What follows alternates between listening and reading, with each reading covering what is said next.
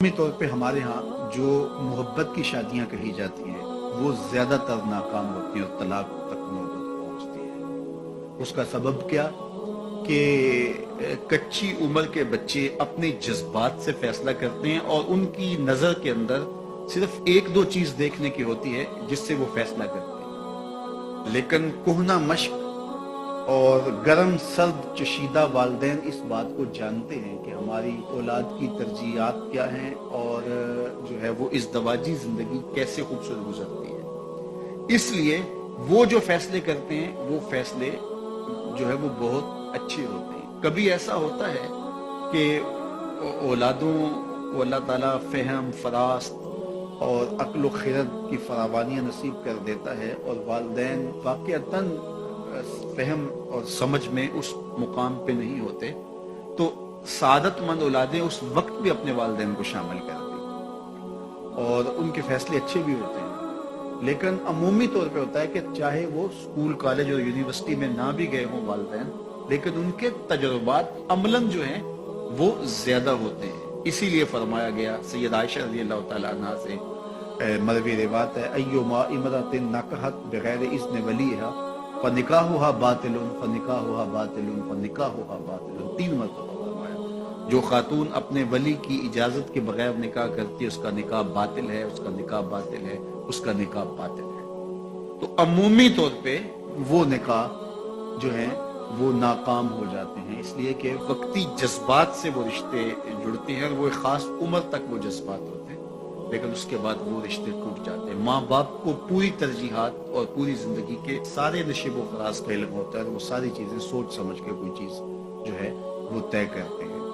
اس میں بعض اوقات ایسا بھی ہوتا ہے کہ والدین بچوں کی ترجیحات دیکھے بغیر اپنی خواہش کو مقدم کر دیتے ہیں، تو یہ چیز بھی تناؤ کا سبب اور طلاق کی نوبت تک پہنچا دیتی ہے۔ یعنی بعض اوقات ماں باپ کو ضد ہوتی ہے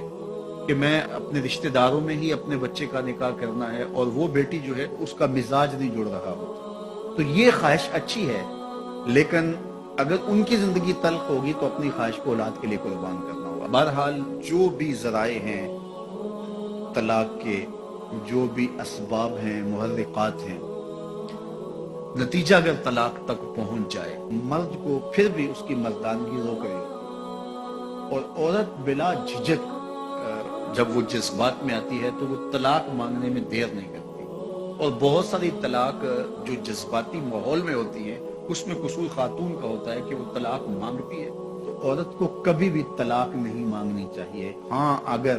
واقعتاً اس کا استحقاق بنتا ہے، وہاں زندگی گزارنا مشکل ہو گیا ہے، تو وہ عدالت میں رجوع کر کے خلا لے سکتی ہے۔ لیکن یہ عورتیں جو ڈٹ جاتی ہیں کہ تھی کہ مجھے بھی فارغ کرو، میں ایک لمحہ اس گھر نہیں رہنا چاہتی، یہ گھر میرے لیے جہنم ہے، اور یہ اس کی بہنوں کے سامنے، اس کے بھائیوں کے سامنے، اس کے خاندان والوں کے سامنے اس کو یوں للکار رہی ہوتی ہے، تو پھر وہ طلاق دے دیتا ہے۔ اور بعض کا وجہ نہیں ہوتی کہ وقتی تناؤ ہوتا ہے۔ تو حضرت امام ابو داود نے حضور کا یہ فرمان لکھا ہے کہ آقا کریم نے فرمایا کہ جو خاتون بغیر عذر کے اپنے شوہر سے طلاق مانگتی ہے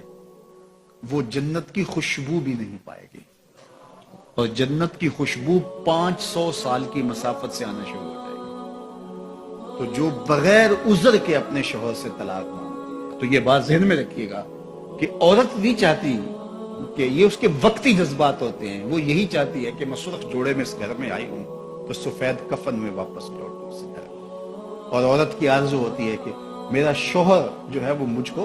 جو ہے وہ خود اپنے ہاتھوں سے جو ہے وہ لاحد میں اتارے۔ میرے حضور صلی اللہ علیہ وسلم نے عورت کے اس جذبات کا لحاظ کرتے ہوئے ایک دن سیدہ عائشہ سے کہا کہ عائشہ اگر تو انتقال کر جائے میں تجھے خود کفن دوں، خود لاحد میں اتار۔ تو حضرت عائشہ رضی اللہ تعالیٰ عنہ کی چشمان اقدس سے آنسو آ گئے کہ یہ اگر ہو تو میرے لیے اس سے بڑا کیا احساس ہے کہ میرا شوہر میرا خود جنازہ پڑھے اور خود مجھے کفن دے اور خود مجھے لاحد میں اتارے۔ تو گھر ٹوٹنے سے بچے، اور میاں بیوی کا جس طرح یہ دنیا میں رشتہ ہے تو یہ رشتہ آخرت میں بھی قائم رہے گا، اور جب خاتون جنت میں جائے گی تو یہ